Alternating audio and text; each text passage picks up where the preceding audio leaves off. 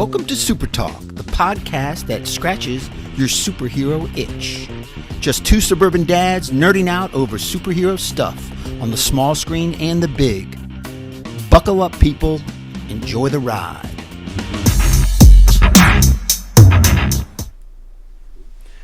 All right, we got YouTube Live. Hello, YouTube.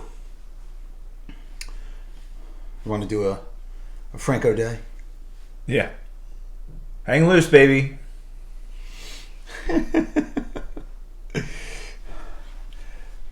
Professor, you ready?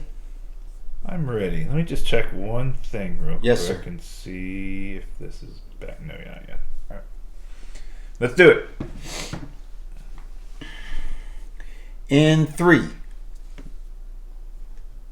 Welcome to Supertalk, the weekly podcast dedicated to news and reviews of comic book media on the big and small screen. This is episode number 63. I'm your host, Brian Professor Pettis, and with me, as always, is my illustrious co-host, Titanium Tony Estrella. Titanium. Professor, take us to school. We got a really, really exciting week coming up. Man, I can't wait. I know. It's been an exciting week already.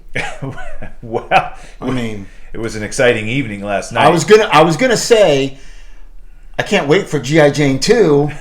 Looking at you. Be careful. But I know. Yeah, I you know. might slap me. Will Smith, who, by the way, is superhero related. He did play Hancock, a superhero, a actually drunk superhero. But that was a great movie. But yeah, absolutely ridiculous. I mean, what was he thinking? Man, I think there's some people that were applauding him for coming to the defense of his wife, but man, to do it on national television, I actually would have respected him a lot more had he, done it backstage and then you heard about it after the fact, that he went up and confronted him afterwards, but man, I think you heard a little bit of advice that Denzel Washington gave to him was like, look, we're in a job.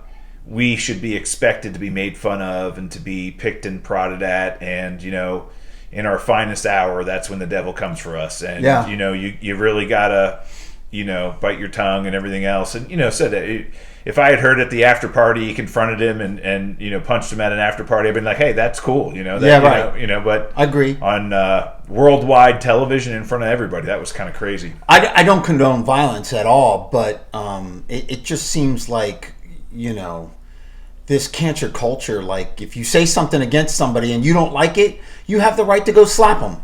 That's not the way it works, people. It's not how it was. And he was so outspoken. They were like, so outspoken about violence. And, I'm not the type to, violence doesn't equal violence. And plus they've been the blunt of so many jokes recently, with their open marriage. And well, there was a joke earlier in the evening about their open marriage. I can't remember who the other co-host was. She was like bringing all these single guys on stage because they had to do another COVID test, and she was going to do the COVID test with her tongue. And she's like, Will Smith, look, Jada said it's okay, come on up, yeah. And it was like joking on the fact of their open marriage, right? And hey, if every comedian that made a joke at a major awards show was afraid of having somebody come up and hit him, I mean, it'd be, God, we would have gone back in history a lot of times. And a lot of comedians are against what he did, absolutely, because you can't do that. Yeah, I mean, it's. I don't know. And it wasn't like it was grossly inappropriate. It was maybe in poor taste. I'd say but that's Chris Rock. Everybody kind of expects that out of him. And you're gonna have some let the audience tell you how bad the joke was. We don't need Will Smith to go up and do it. So what we're talking about is something that happened at the Oscars last night, and I didn't watch. Everybody the Oscars. in the world knows what happens. Everybody knows right. Exactly. I don't watch the Oscars because of their treatment of my type of movies, which are superhero movies. Right. They kind of got snubbed again last night, by the way. Of course. So I don't watch that but show. But Simu Liu was there, and that was really cool. I kind of, the next day after the Oscars, I kind of scan social media and take out the bits and pieces of what's interesting to me. But it just become a political soapbox for a lot of these Hollywood elites, and I just don't agree with a lot of what they say. So. But yeah, Will Smith kind of acted up. I saw the video this morning after the show that he shocking jumped up on stage and kind of walked up to Chris Rock and slapped him for a joke that Chris Rock made about his wife Jada Pinkett, who's suffering from Potrecha? Nailed it. Did I? Yeah. Again? Alopecia. Oh, so close. Yeah, right there. Not even.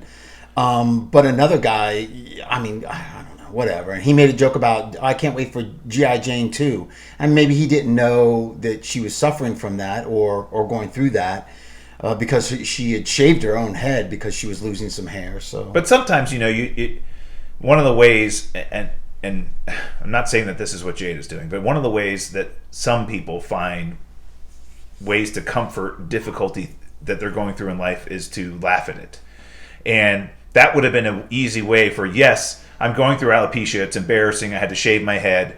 But yes, let's laugh at it a little bit. Let's make fun of it. It's a funny thing, right? And sometimes it's really difficult to find humor in a terrible situation. But I think the people that are able to do that generally go through life better than the rest of us. And I think that's maybe some of the things that Chris Rock was trying to do.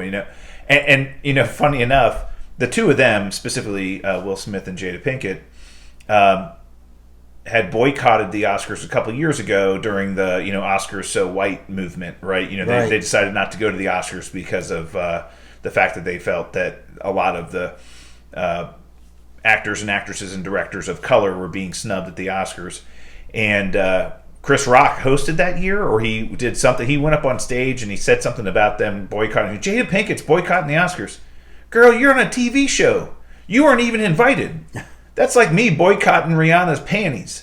It's like, it was just, it's just, it was just, so it's not the first time he's poked at her a little bit, but I don't know. It was insane to watch. And you know what? Will Smith's the one that's going to have to live with his decision. I mean, man, in front of the world. Oh yeah. And there's also a lot of people that are defending him. There's a lot of people that are standing up for him and saying, hey, he was standing up for his wife, and hey, that they're entitled to their opinion too. But I think the one that it counts the most, unfortunately, in Hollywood is the court of public opinion, and I think a lot of it is being branded against him, and I'm sure there's going to be repercussions. Well, yeah, that's what. And then for him to win the Oscar, literally like and get up there and not 15 apologize. Minutes later, he apologized to everybody but Chris Rock. Yeah, I think it was ridiculous. Yeah, I saw that little clip, him crying. Apparently, his performance. I didn't see that movie either. There was no superheroes in it, but apparently his performance was fantastic. King. He's a good actor. Was it King? King Richard. King Richard. I mean, he's a good actor. I mean, I've enjoyed him in a lot of his movies, sure, and I look forward to others. But hey, that was crazy. That was a crazy way to wake up this morning. Yeah, to look at that was insane, and the whole world's been talking about it. I'm sure related because he was in a superhero movie. He played Hancock. Right. Yeah. All right. Well, and I don't think he's going to be getting a call from Kevin Feige anytime soon. You never know. Just my guess, but yeah. Talk of the town. Usually, right, you win an Oscar and then you get a call from Kevin Feige. Sure, right? Look absolutely. at Mahershala Ali and Brie Larson and all these other people that. Hey, whether they're talking about you good or they're talking about you bad, at least they're talking about you, right? I guess. And it was the most highlighted thing in the Oscars. Yeah, right. His agent's like, "There's no such thing as bad press," and he's like, maybe this when you bitch slap Chris Rock, a treasured national hero. I love Chris Rock. I think he's awesome. But, All right, well, let's get into the show without further ado. First, we want to thank the patrons. These are listeners that bring the show to you without slapping you. Patreon.com/Supertalk. That's how you become a direct supporter of the show. Look, we only ask for a donation of $1 an episode. You support the show directly, and it's a way to give back to us who are giving back to you. So patreon.com/Supertalk. That's how you become a patron, and thank you for those that are patrons. We really appreciate it. Thank you so much. Thank you for even considering it, but we appreciate it. Jump in, jump out, jump in for a couple of bucks, jump out. Whatever. We'll send you some swag. Right, exactly.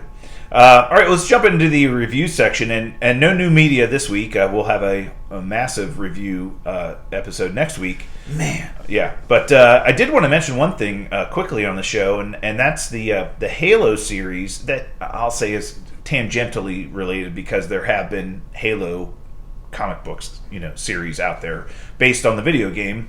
That premiered on Paramount Plus this week, and I watched it. So look, as somebody who's an ex-Microsoft employee who played a ton of Halo on Xbox, know the video game and the franchise. Who hasn't played a ton of Halo? Right. I mean, love the game, love the franchise. It was Halo was Fortnite before Fortnite. Right. Well, yeah. Halo was Call of Duty before Call of Duty. I mean, Halo was the multiplayer game, especially when the Xbox first came out. It was kind of the big title.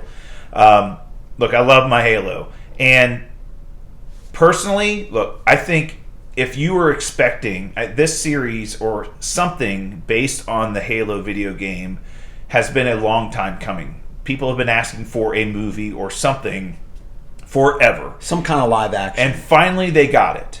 And I think there's been some backlash on social media about it not really staying true to the lore of the video game itself. And here's what I'll say to those people.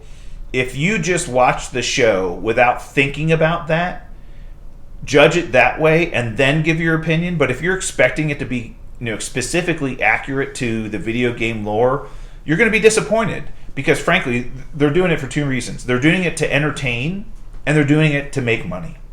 And to do that, they have to do some things, and they have to deviate. Look, Marvel's done this a million times, over. Away from the comics. They've deviated from comic book history. They've deviated from the story that we've known and loved about these characters because it made sense, or because it was the right way to do it, or because they wanted to tell a longer story and they had to develop that story differently than the comic books did. So I watched the show with kind of open eyes, saying I'm not worried about are they staying true to the comic, the video game or not. And I thought it was really well done. I thought it was super cool. I thought just seeing these characters come to life in live action was really super awesome. And I can't wait to see the rest of the series. Now, there's some things about it that kind of bothered me. For years, we never saw what Master Chief looked like, and then he takes his helmet off in the first episode. Like when the Mandalorian took his helmet off in Season 1, when he was basically almost dying and Baby Yoda had to heal him. You kind of didn't expect it to happen, but when it did, it was not that big a deal. But when he took his helmet off in the first episode, I'm like, okay. It was kind of like when I first saw Tobey Maguire without Spider-Man's mask on in the first Spider-Man movie. I'm like, that would never happen. That would never happen. It bothered me. So I understand why it bothered a lot of fans of that video game, the Halo video game. And the actor that's playing Master Chief is, I wouldn't say he's a big actor, but he's been in a bunch of things. I mean, I remember him from the Wire, the second season of The Wire, where I first saw him. But he's been in a bunch of stuff. Look, and they want to get their FaceTime and all kinds of other things, but it didn't bother me that much. It bothered me a little bit, but not that much. But look, I thought it was pretty good. I don't know if you've seen it, but I thought it was really well done. I really look forward to the series, but again, not really comic book media related, but sort of is because there's been a number of comic books based on Halo. But anyway, just wanted to mention it. I don't know if you had a chance to watch it. No, I haven't seen it yet. I'm going to check it out. Yeah, it's really good. I'm surprised. I have a lot on my plate to get through. I'm sure, but they put some money into this, which is evident. They wanted to do it right, so I was pretty pleased with that. Paramount Plus. Yeah, Paramount Plus. Right. Okay, let's jump right into the news section then. So I'll say first, I'll fall on my sword here. We still have no Thor Love and Thunder trailer. The popular consensus recently was they were going to air it during the Oscars, which did not happen. And when it did not happen, I'm like, okay, well, they're not going to do it this week because Moon Knight's premiering this week, and they don't want to take away from that. Correct. So the earliest we might get something would be maybe next week, after Morbius has its run in the movie theaters, and we get the first week of Moon Knight. But man, we're now almost at the point where we're going to set the record for the least amount of time between a movie's release and the first time we get a teaser trailer. I believe the record is the Incredible Hulk movie. And that was something like 96 days or something. I can't remember what the record was, but it was pretty close. I think we're getting there with this, and now I'm worried. Yeah, I am now concerned. I told you. I'm concerned simply because we hear there's reshoots, which happen all the time. They're still doing reshoots for Christian Doctor Bale. Strange, right? Christian Bale was pulled in for reshoots. But that movie comes out in July. So reshoots I'm not concerned about.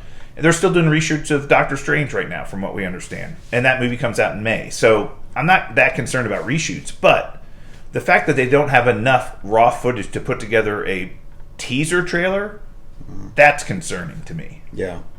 And whether it's special effects or whatever, I don't know. But, man, it's like, do something. I mean, number one, you got to get us hyped for the movie. But number two, we're now at the point where, like, I'm starting to think, are they going to delay this? And if they do, I'm going to be I told pissed. you. That was my fear, a couple episodes ago, that I felt like, based on what he was saying on a red carpet somewhere. Who was saying? I'm not going to say his name. Takiti Wakati. Got it. Anyway, he was saying, the director of that film was saying that it's not done yet. We're nowhere close to being done yet. It's still in the editing room. So that could be true. I'm still I'm with my gut on this. I feel like they're going to either delay it or the trailer's going to come out super late. And either that or they can't decide what to reveal in the trailer, not to give away too much. They want to keep things still under wraps, but I don't think that's the not real an excuse. issue. I'm sorry. That's not an excuse. 30-second trailer. Then they're going to delay it. 30-second trailer. That's all we're looking for. 30 seconds. Show a few characters. Show who we're gonna. Show. Jane Foster in her new costume. Do whatever. Show something.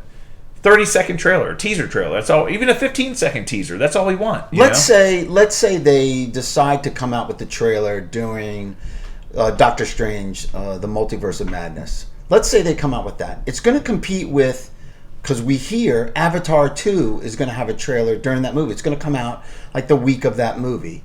How can you release two mega trailers? But that would be almost less than or right around 60 days from when the movie's coming out. For the first time for us to see a trailer is in May. Crazy. That's ridiculous. Yeah. Look, if we get into mid-April and there's still nothing, and here's the thing that really concerns me, Titanium. We're not even hearing buzz about when it might come out. Nothing. We're not even hearing, hey, we're expecting it this week, or here's the plans, or they're a little behind. We're not hearing anything. All he is saying is it's not done yet. It's not done yet. Or I'm just, even like the industry insiders typically have an idea or a feeling of when this stuff is going to. We're not hearing any of that. Except for clickbait, where you get the trailer coming out, trailer, Thor Love and Thunder trailer. News here, and they just want you to click into the article, but they don't have any insight. I'll tell you that right now. No idea. I am officially concerned, and I hope my opinion changes. Look, I think with Moon Knight coming out this week, they're not going to detract from that premiere. I would think next week would be the most logical. So hopefully we do get something next. And then that's the first week in April. Look, man, that's still concerning, but at least how cool would it be to go into Morbius Thursday night and get a trailer for that? But that's like the day after Moon Knight premieres. I know. No, it would be cool, but I doubt it. Plus, it wouldn't hit the. And rarely do they release a trailer. Rarely ever without putting it online. Yeah, exactly. Without putting it online for a couple of days first. They do usually what they release like Monday or Tuesday, and then you'll see it in the theaters that Friday or whatever. Right? Yeah, exactly. All right. Well, let's move on to Morbius. Speaking of, look, the early reviews are in, and they're not good. So my expectations of this movie have dropped dramatically because of, and again, nobody's coming out and spoiling anything. There's nobody coming out telling us what happens. It's really kind of non-spoilery impressions of the movie, people that have seen it. But they're really like saying, look, there's some problems with this movie. Feels disjointed, feels like you have no idea it's all where it exists. Storyline based. The story, they say, isn't good, right? I was really willing to go into this with the same feeling I went into seeing the first Thor movie and seeing the first Captain America movie. Here, I'll use this as an example. I was so excited to finally see those characters on screen. I didn't care what context or how good the movie was. The fact that they were on screen was exciting enough for me. And the movie could have been bad. I wouldn't have cared. Yeah. But what excited me was the promise that those characters finally being on the big screen meant for the future of, hey, we're going to eventually get an Avengers movie. And I think, here's the way I feel this has happened, and I could be completely wrong, but just as my gut, when this movie was supposed to come out in 2020, I believe they had some pretty good plans of how Morbius was going to fit into the greater MCU or, this combined Sony/Marvel universe. And they had some ideas. And we even heard Tyrese Gibson came out and said, "Oh, Morbius is in the same universe as Spider. It's in the MCU." He came out and said that. Yeah. And I believe he's in the movie. Yeah. Right. Mm-hmm. I believe they've changed that. I believe, based on the success of Spider-Man No Way Home, based on some of the things that have happened recently, they've changed their mind. They're like, well, we always kind of planned on Morbius being in the same universe, but, And so now there was I know you've gone dark, so you probably didn't see this. The director of the movie came out and did a Q&A on Twitter, and they asked him a bunch of questions about the movie, and he was forthright and just basically answered all the questions. And his answers were the most confusing shit that I've ever heard, ever. Ugh. Trying to explain, who Michael Keaton was playing in the movie and why he was in the movie and how it related to other movie, and I'm like, what? Yeah. It made no sense at all. And so from my perspective, it seems like to me what Sony's trying to do now is they took the success that Spider-Man No Way Home had and said, we can build our own universe that rivals Marvel's, and so we're going to now rein back in these characters that we thought we might be sharing with Marvel, but no, we can do our own universe. And so I think pulling Venom back from...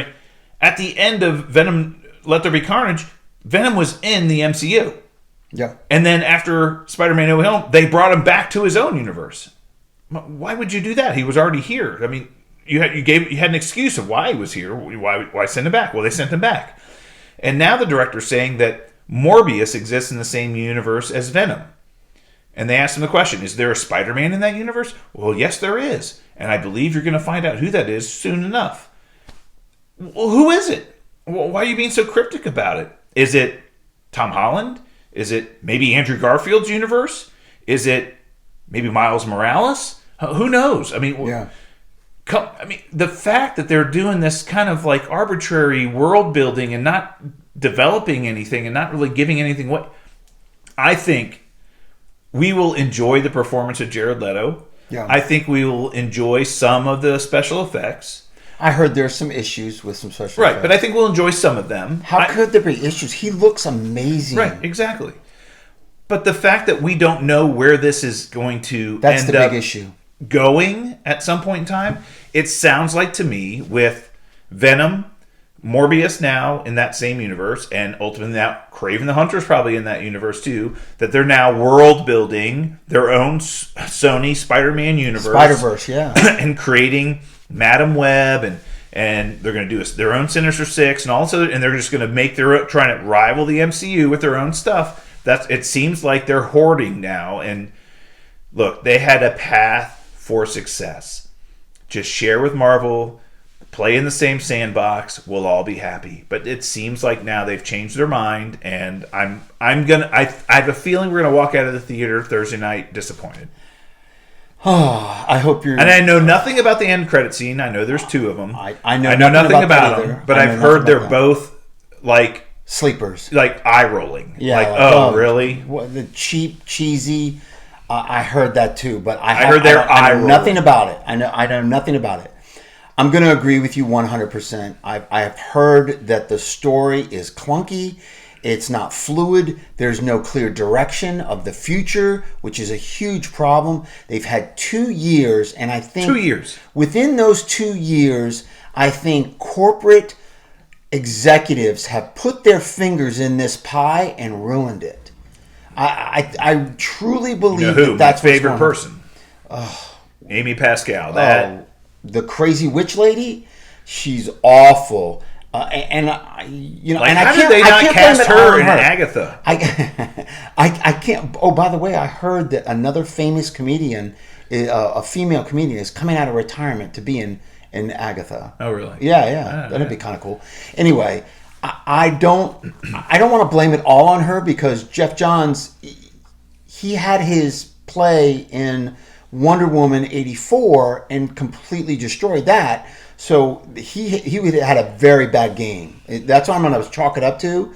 Is that how athletes have a bad bad games? game? Yeah, bad game. He got a couple of home runs hit off. He did pitch a shitty game. And I'm going to ding that up to Wonder Woman 84. So, but I blame a lot of this on Amy Pascal, the head of Sony in that division. I think it comes down to the 4-letter word in the movie industry: greed. Oh, of course. I think that's what it is. I think Sony is now seeing what they're able to do with Spider-Man No Way Home. We're like, oh, we've got all these great characters and all these great actors. We can just do our own stuff. We don't need Marvel. And I'm not happy. I'm really not happy. And look, I was excited for what Morbius coming into the MCU potentially could mean for a lot of different things. We've talked about this, Midnight Suns, integrating him with Ghost Rider and Blade and all these other things, Moon Knight. Oh, it was going to be so awesome. And now you've completely torn that the out Black of me. Knight, Blade, Moon Knight. Torn it out of me, and it's not going to happen. And Sony just wants to do their own thing, and I'm not happy about it. And I feel we're going to leave Thursday night somewhat entertained, but more confused than entertained. We'll soon see. We're going to do a full review Friday of both. But Moon Knight, which I'm fired up about, and then Morbius. That's going to be off the charts. Oh, and by the way, so we'll talk about Moon Knight here in a second. I mentioned this to you last week. I believe, I could be wrong, but my friend Charlie over at Emergency Awesome did say we're getting the first 2 episodes of Moon Knight this Wednesday. Now, you told me that, and I got excited. I'm very fired up for that. But everything that Marvel is releasing is a 6 episode series kind of right. 6 but episode he series. basically said we're getting the first 2 episodes this week. So I'm just believing Charlie because I trust in Charlie. But he came out and said that. So nothing on the web. Nobody else is backing that story. So I hope he's right. Maybe if he's right, I'm going to start following him adamantly. Well, we're going to be so happy on Wednesday. I'm locking myself in the theater room. We've already said we're literally going to watch it Wednesday, like with closed door. Don't bother me. Moon Knight's on. I'm watching it. Right? It's going to be. We're going to be that. So I'm excited about. But hey, good news. The Moon Knight writer for the Moon Knight series, Sabir Pirzada. Oh, not bad. Yeah, Pirzada. Not bad. I thought you were going to make me say it. No, I was, but I was going to say Priscilla. But Sabir Pirzada. He's been hired to write a Disney Plus series for Nova. How excited are you about this? Well, yes, Disney Plus maybe. No, they've more than likely it's they've confirmed it's it's Disney Plus. Yeah, they've confirmed it's a series on Disney Plus. Richard Rider, have they confirmed they're going with the Richard Rider? They have not confirmed whether it's Dick Rider or somebody else. It's Richard. Don't use cuss words. This is a family show. Well, Dick Rider is gonna. We're not sure if it's Richard Rider or any other version of Nova. Something Summer, some kid, younger kid. Awesome. I love Nova. And again, they're going to have to deviate. It seems like to me they're going to have to deviate from the comic book history of the Nova character. So Rick Rider is a high school student, and the Nova energy comes into him as a high school student in New York City. Sounds like they're going to be using the fall of Xandar during prior to Avengers Endgame when Thanos went there and took the Power Stone, as Rick Rider is a Nova Corps person, was maybe the last surviving member of the Nova Corps, and that's when the Nova energy enters into him as the last surviving member. Because we don't know what happens to Xandar. We know it's destroyed. They never showed us. No, they never showed us. And Thanos did come away with the Power Stone from Xandar that was locked in the vault. So, yeah, I think you're right. I think that would be a great tie-in. What a great tie-in to tie that power set into somehow he got it from the Power Stone as it was being stolen or obtained. Well, by Thanos. but the Nova Core draws their energy. I can't remember the name of the source of the energy. It's not the Supreme Intelligence, which is the Kree thing. It's right. something similar. There's like a singular entity that empowers the Nova Core. And normally that energy is split across the entire Nova Corps. Well, now it's imbued upon one individual person who's the last surviving member of the Nova Corps, which is Rick Rider. And it would be really interesting that entity has speaks to Rick Rider and guides him and talks to him. And it's kind of like a Cortana to Halo, kind of Cortana to Master Chief type of thing, So it'd be interesting to see how that works out. And she's an AI system, right? This is right, very, but it's who's empowered Nova with his powers. And look, I'm looking forward to this. Nova's a great complex character, and we'll absolutely at some point in time do a breakdown on the show here, but we can't wait to see what's going to happen. And it makes a lot of sense that it's a Disney Plus series, because what we know about the Disney Plus series that are in the works already through the slate, this one now being announced does kind of fall into their schedule, and it doesn't mean they need to take one of those unannounced movie project schedules. They can just slot this in maybe sometime late next year, early 2024 as another series. And look, this is a character that huge announcement. Most of the comic book fandom out there have been asking for to come to the MCU. So really, really exciting. And there was some buzz about this a few weeks ago, where there's a bunch of trade magazines that circulate through Hollywood for people looking for work in the Hollywood industry, whether it's acting or their grips, or their lighting experts or sound actors or whatever. And Marvel was hiring for new space-based series. And they're like, ooh, space-based series, Marvel, what is this? And now that we kind of learned it's Nova. So that's really, really cool. And the fact that they've hired the writer to write it means, look, we're on the way. They're casting other positions in it. Yeah, that's awesome. That's exciting news. I can't wait to see who's going to play Nova? That's the question, right? It depends. Is it an older guy or a younger guy? Right. Are they going to cast the teenage version of Rick Rider, which would make less sense if they're taking the storyline from Xandar, because he would be in the Nova Corps, and you're not in the Nova Corps if you're like a teenager. Yeah. High school Rick Rider from New York City, different story. Could they possibly be in the same high school as Peter Parker? I don't know how that's going to happen, or if they're going to use that. Or I think they're going to go with the Xandar storyline. I think that makes sense. Although, what about somebody like Joseph Gordon-Levitt, who we know has been in conversations with Marvel about a role? You never know. That'd be kind of cool. I think he's great. He'd be pretty good in that role, right? All right. Well, cool. Matthew the fact McConaughey. that Nova's coming is the fact that Nova's coming. All right. Nova. The fact that he's coming is great. We're excited about that. And you mentioned me earlier, James Gunn. Well, he came out on Twitter, was tweeting with a bunch of fans, and was talking about the Guardians of the Galaxy holiday special that's coming to Disney Plus around Christmas time. And they just finished this recently, and he came out and said, expect the debut of some new MCU characters. Not one, but some. Characters. Yeah, characters. In the Guardians of the Galaxy Multiple special. characters. And he also said it was really important to watch this before we see Guardians of the Galaxy Volume 3, because it's really going to help lead into that movie and kind of... He said they filmed it at the same time, that while they're filming Guardians of the Galaxy 3, they filmed this at the same time. And he also said it's the favorite thing he's ever done. Wow. Is the holiday special. After Peacemaker? Now he said, look, I'm known for hyperbole, and I do tend to like the things I'm working on currently more than anything else. But he said, look, I really love what we did here. Yeah. So, hey, give me more God. You can't give me enough Guardians. So you can't give me enough James Gunn. And you gave me another Guardians rumor that potentially, rumor says that we might get a possible cameo of Kevin Bacon in Guardians Volume 3. How cool would that be? Because that Star-Lord finally gets to meet his hero. Peter Quill has been obsessed with Footloose and Kevin Bacon. and he's been mentioned in several of one of the funniest scenes in the Guardians Infinity movie. War. Just like Kevin Bacon. He's like Kevin Bacon? Exactly like Kevin Bacon. You mean that old movie, Footloose? Is it still the greatest movie of all time? It never was. That's great. That was awesome. That's great. But yeah, that'd be fun. That'd be funny as shit. I mean, let's be honest. That would be really super funny. And I love Kevin Bacon, so who doesn't? 6 Degrees.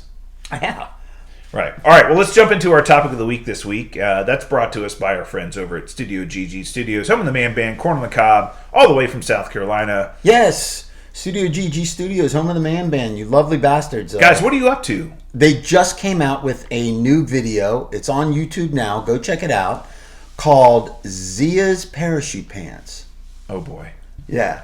It's a... Does Zia have I parachute have to pants? admit, Titanium Tony's in the video a lot. It's about a friend of ours, Zia Sabir, in high school back in 1982. It's Buffalo Mafia Zia, yeah. So it's about our high school and Zia wearing his parachute pants in high school. And there's a lot of old shots of me in high school, and it's fun. It's kind of a hilarious video, but it's got such a catchy click to it, just kind of like the Black Viper does. It's got this catchy click, and I can't get it out of my head.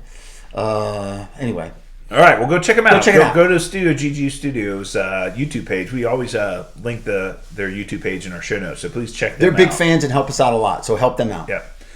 All right, for the topic of the week this week, as we're waiting for our debuts of Moon Knight and Morbius this week, which we'll be reviewing at length in our show this coming weekend, we wanted to give you a final recap of the remaining Netflix series that are now on Disney Plus. And oh, by the way, all the stars are out on social media and everywhere, like promoting the fact that they're on Disney Plus now, which is kind of cool. I mean, for Marvel to reach out to these guys and say, "Hey, we'd like you to do a little bit of promotion, talk about your series." I mean, they're all excited that their stuff is now on Disney Plus, so that's really cool. But we've already reviewed Daredevil, Punisher, and Jessica Jones. And so there's and we already noted that they did not cut any of the brutality or any scenes out of these. Raw footage. They are what they were on Netflix, on Disney Plus with parental guidance, but it is fantastic they didn't do that. Yeah, absolutely. But there's a few remaining series, and we'll run through them kind of briefly.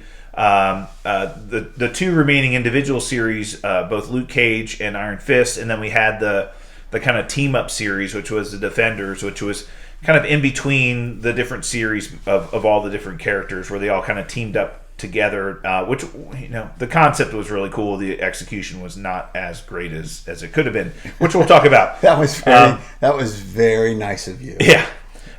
So we'll talk about Luke Cage first. My personal opinion, probably the fourth best of all the Netflix series behind Daredevil, Punisher, and Jessica Jones.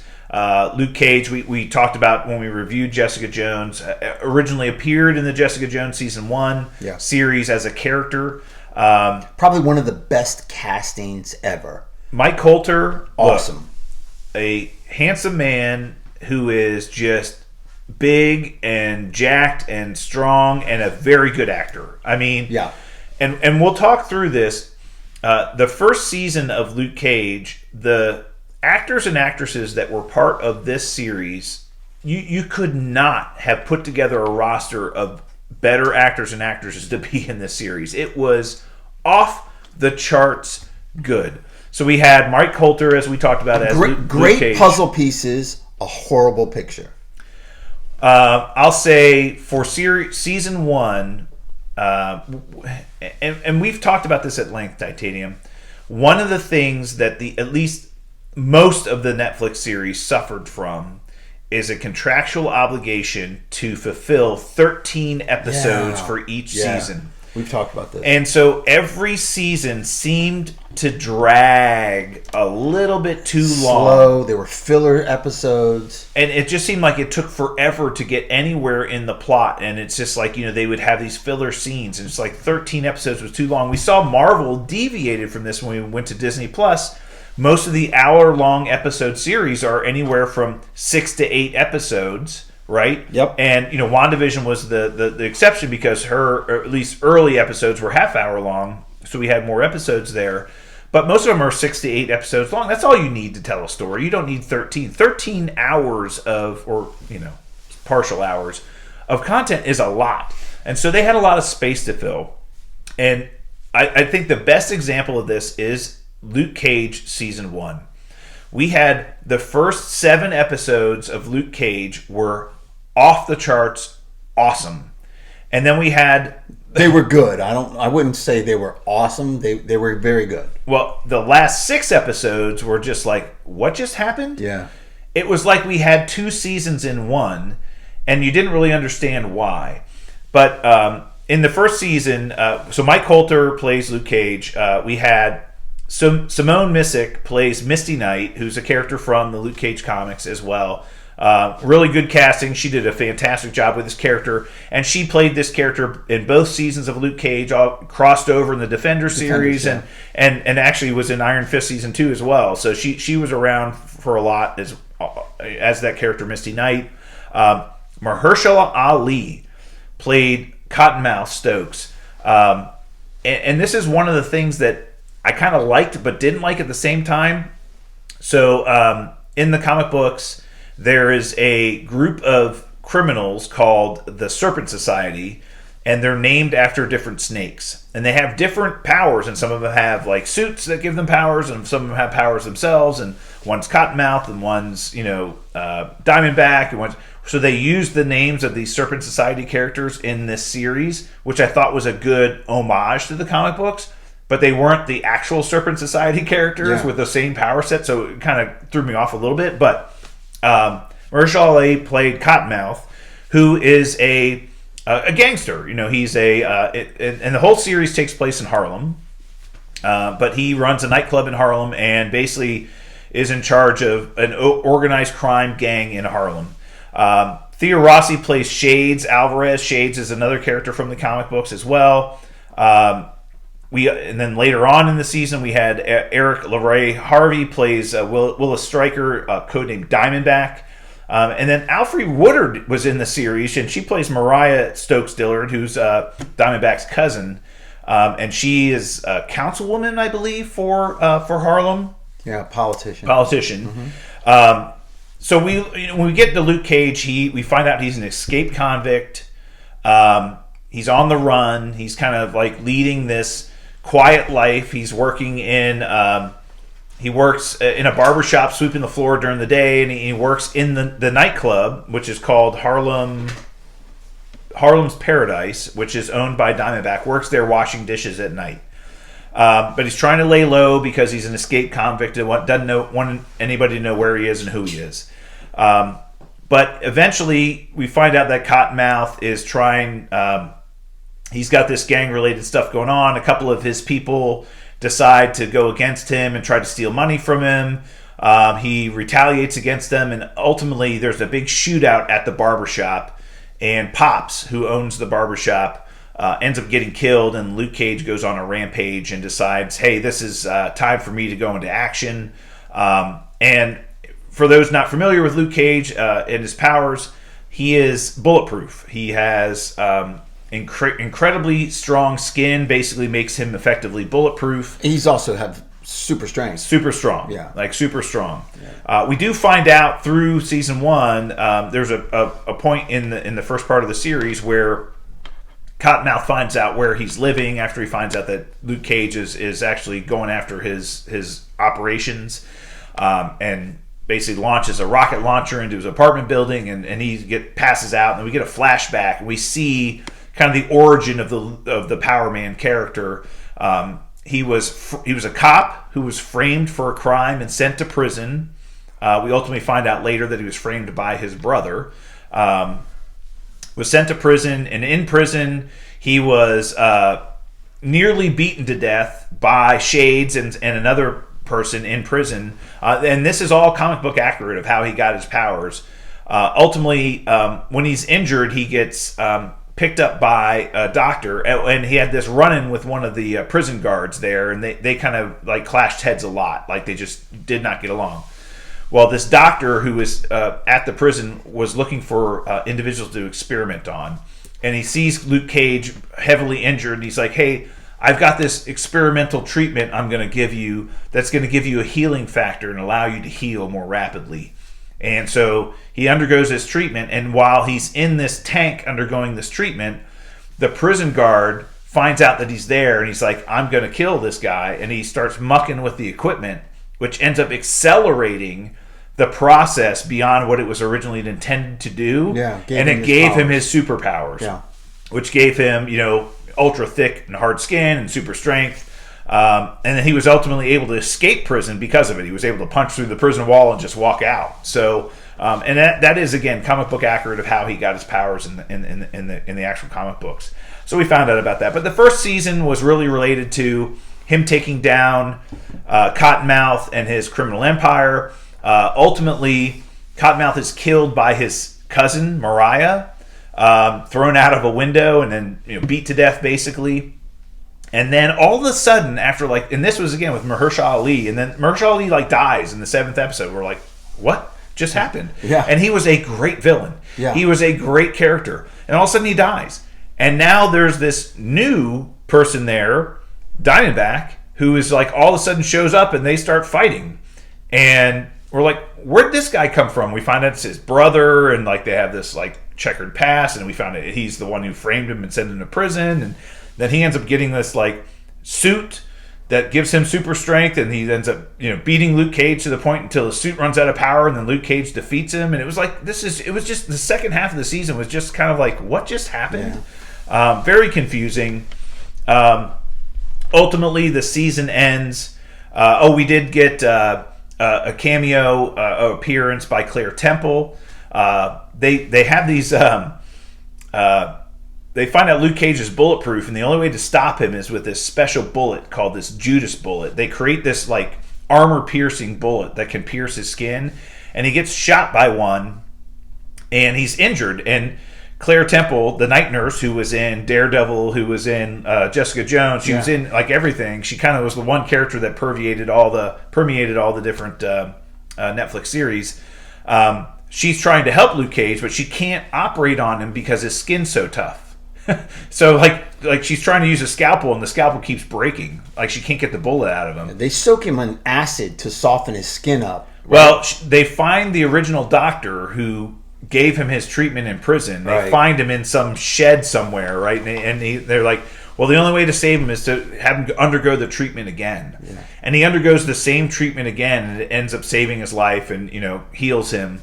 And it actually makes him stronger than he was before, which was kind of funny. But ultimately, the season ends with him, defeating Diamondback, and Mariah ends up getting sent to prison and everything else. So that's kind of how first season ends. The second season happened after the Defenders series, which we'll talk about here in a few minutes. But this featured a new villain called Bushmaster, again based on a Serpent Society character. Was a Jamaican person who used voodoo magic to kind of get super strength and invulnerability. Did it through magic, but they had their run-ins and fights, and the fight scenes were kind of cool. And he was actually a pretty cool villain. I kind of liked him. But now Shades and Mariah are kind of running the criminal empire, and Luke Cage is now the hero of Harlem, fighting against all the crime in the city, and he's very well known. Everybody knows who he is. And Misty Knight is back in the series again. She had her arm cut off in the Defender series, and she ends up getting her bionic arm, which is, again, comic book accurate. Yeah. Yep, so that happened. But I thought the best part of Season 2 of Luke Cage was the last few episodes.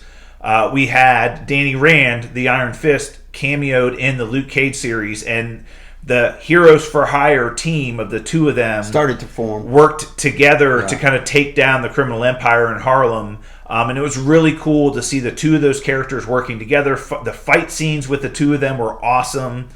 Seeing the way that they interacted, they did a lot that very similar to Thor and Captain America. Like when Captain America would hold his shield up and Thor would hit it with the hammer and then spray enemies everywhere.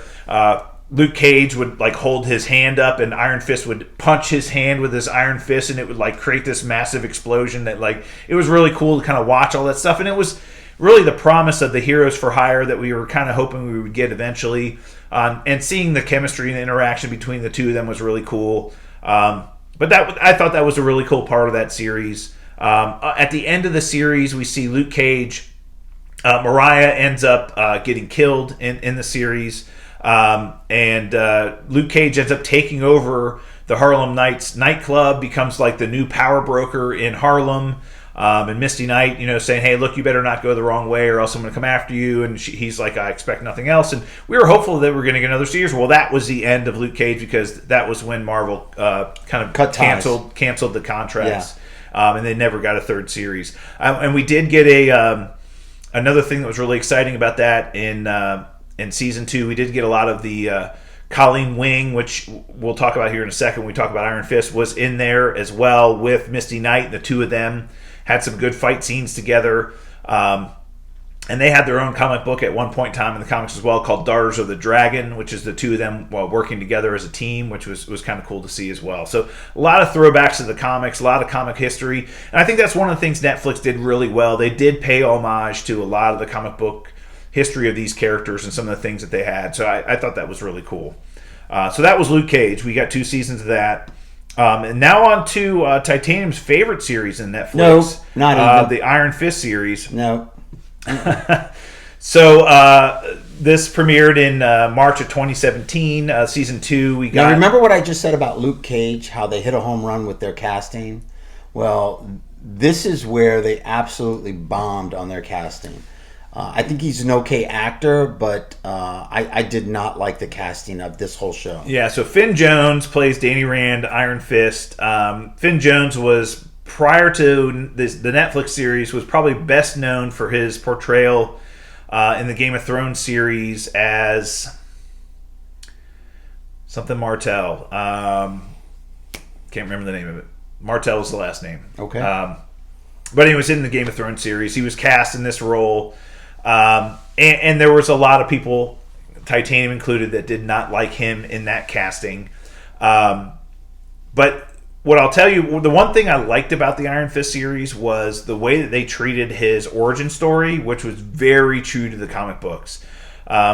In the comics, Danny Rand and his mom and dad are involved in a plane crash that crashes somewhere in Asia. In the Himalayas. And he's rescued by a group of monks. They end up raising him. He was like, a young child, around 9-10 years old. He's raised by these monks. He's taught martial arts. And he ultimately ends up gaining the power of the Iron Fist, after having been in this environment in Kunlun for a long time. And he ends up becoming the Iron Fist. Well, the series starts with him coming back to New York now, 20 years later.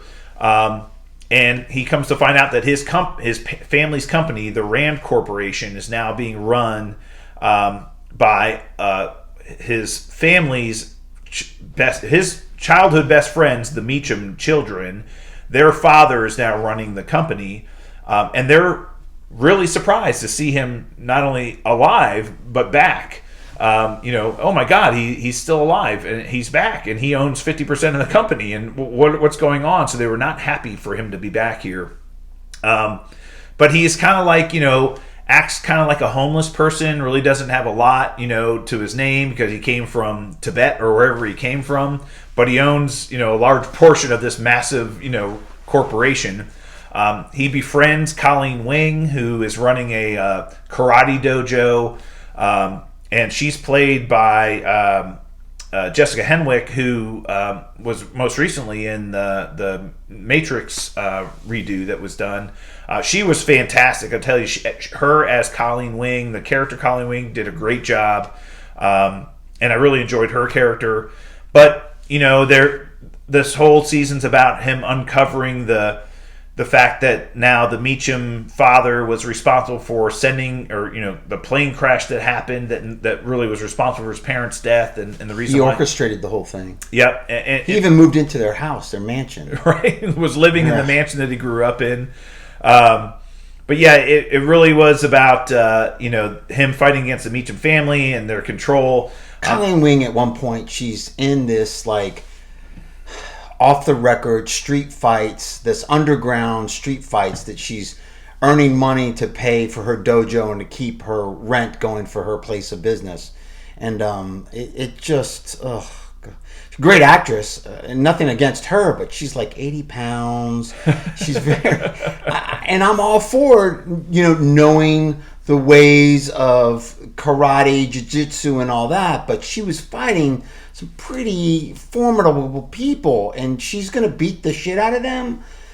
It's just not believable. Anyway, I got so many things wrong with this thing. I don't want to. Go ahead. At one point in time in the first season, Danny's best friend from Kunlun, where he was raised, Davos, ends up coming to New York to retrieve him. Basically, says, "You've left Kunlun unguarded." One of the obligations of the Iron Fist is to guard and protect the Kunlun, which we find out is a sacred ancient dragon. No, Kunlun is the city. The city. Yeah. So his responsibility is to protect the city. And he had, abandoned his post as the Iron Fist, and you're like, you need to come back. And he's like, but I have work to do here, and the Iron Fist is needed here as well. And so Davos plays heavily into season 2, but we end up finding at the end of season 1 that Colleen's sensei, a character called Bakudo, had kind of always been orchestrating behind the scenes to kind of thwart a lot of things that are going on in the underground of New York City. Hand. And come to find out, he works for the Hand, which is a Japanese group of ninjas, very prevalent in the comic books. That led directly into the Defenders season and series, and he factored in heavily into the Defenders. So that was kind of a lead into the Defenders series, which we'll talk about here shortly. Season 2 of Iron Fist, which he did get a season 2. It was the only series on Netflix that was only 10 episodes. It wasn't 13 episodes. It was only 10. And it actually flowed a lot better. And one of the biggest criticisms of the first season was that, if any character in these series deserved to be choreographed really well from a fight scene perspective, it was the Iron Fist. Because this is a guy that's supposed to be one of the best martial artists in the world, right? Yeah. And the fight choreography in the first season was just not good, as Titanium was mentioning about the fight scenes with the street fights and everything else. They brought in a new fight choreographer for season 2, and they were much better. Yes. I will say they were much better. Agreed. The storyline but suffered though. The real story was about Davos, again his best friend from Kunlun. You find out their history, that the two of them fought against each other for the right to fight the sacred dragon, to try to defeat the dragon to get the power of the Iron Fist. And Danny won. Davos felt he cheated, but Danny ended up winning that fight and ended up becoming the Iron Fist. So Davos was always jealous of him. He had found this ancient sacred bowl that, if you poured this substance into it, you could steal the power of the Iron Fist. So he figured that out, and he ended up stealing Iron Fist powers. Iron Fist was able to get them back eventually. And then ultimately at the end of the season, he transfers them to Colleen Wing, which temporarily happened in the comics, but never really permanently didn't really last very long. But at the end of the series, she ends up having the power of the Iron Fist and can extend it into her katana, her sword. It glowed white when she had it. It was kind of interesting. But one of the surprise things about season 2 of Iron Fist was the premiere of a new character, which was a very popular character in the comic books, specifically in Daredevil, but then ultimately through a lot of other comics, had run-ins with Iron Fist at some point in time. Typhoid Mary, who's actually a mutant. She suffers from dissociative identity disorder, just like Moon Knight does, and has multiple personalities, but each one of those personalities has different abilities. So she has telekinesis, pyrokinesis, she can create fire. There's a lot of crazy things that she can do. But she premiered, and it was played by Alice Eve, a very smoke show actress. Oh yeah. But she was in that series as well.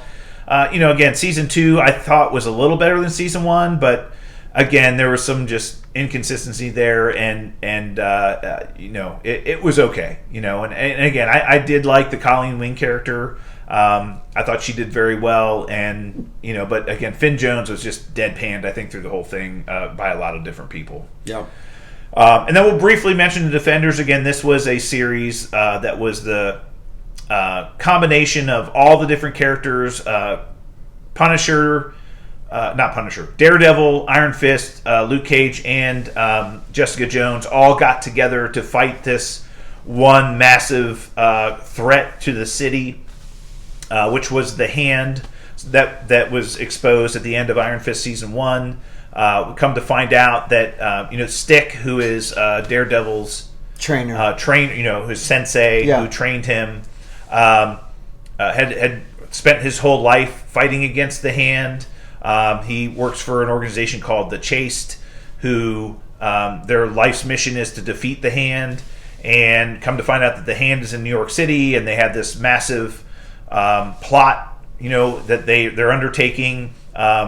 Elektra, the character Elektra, who was in Daredevil season 2, and the end of season 1 and season 2, ends up dying in season 2 of Daredevil, and she gets resurrected by the Hand and is now their ultimate weapon called the Black Sky. And they've unleashed her on the city, and she's resurrected and has no memories and doesn't know anybody, and is kind of just being sent out. And she's an incredibly good fighter, as Elektra was, but then ultimately they're using her as a weapon. This series, the main star of the series was Sigourney Weaver. She was cast as a character, Alexandra, who was the one of the five fingers of the Hand. They're kind of they run the Hand organization. We come to find out that they're harvesting the bones of a dragon that's buried underneath the city of New York. And all four characters have to take down the Hand and fight against the Hand organization and ultimately defeat them. At the end of the series, they're in these tunnels underneath this office building where this dragon's being harvested by the Hand, and they're in this massive fight scene. And they're laying explosives everywhere to kind of bring the building down on top of this excavation that the Hand is doing.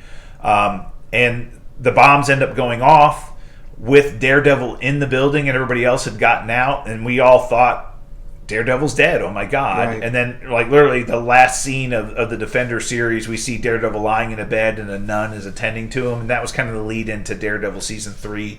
How he survived and how he got out, we have no idea, but he did. But for me personally, the Defender series, again, the concept of the four of these characters was cool. Coming together was cool. There were some really cool fight scenes with the four of them working together. The story was a little much. Oh, yeah. It was kind of, I'll say, ambitious. The story was very ambitious, right? They tried to be too big. It tried to be an Avengers-type story, and it didn't need to be. Right. No, very, very good. But every character that had been in any of the Netflix series was in the Defenders.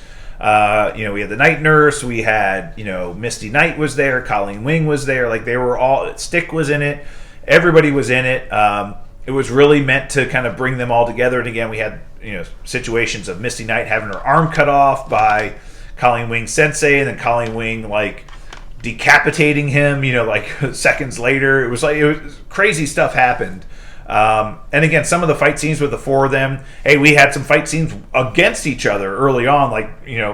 Iron Fist thought he knew everything and was the badass, and then Daredevil's I'll take you on, and Daredevil kicked his ass a little bit, and he's okay, well, I got to bring the Iron Fist out. And it was just cool stuff. I mean, there were some cool points or parts of it, but it was kind of just confusing at times as well. But again, I look at all these Netflix series as the fact that all of these characters were brought to life in live action in places that I could consume them were so exciting for me. Again, some of these characters are so beloved to me, and I mean, I just love them. And to see them on, any screen was just great. Again, I think if each of these series had been 8 episodes long or 6 episodes long, we would have had great. They would have been a lot better. More kind of well developed and easily consumed by us. So what was your ranking again? So I had number 1 Daredevil, number 2 probably Punisher, and then Jessica Jones, and then Luke Cage, and then Defenders, and then Iron Fist. Yeah, exactly what my lineup would have been. Yeah. But again, they're all out there on Disney Plus now. If you want to go check them out, they're great. They are long, and I'll caution you. There are points in time when you're watching these, like, get to the point. Can you just move the plot along? Oh my gosh, let's just go. Let's go. But again, it's just watching these characters, and from what we've been told, at least 3 of these actors are coming back to revive their roles. We know for a fact Charlie Cox is coming back as Daredevil. Already been in a movie. Already been in Spider-Man No Way Home. We believe we'll see him in the She-Hulk series.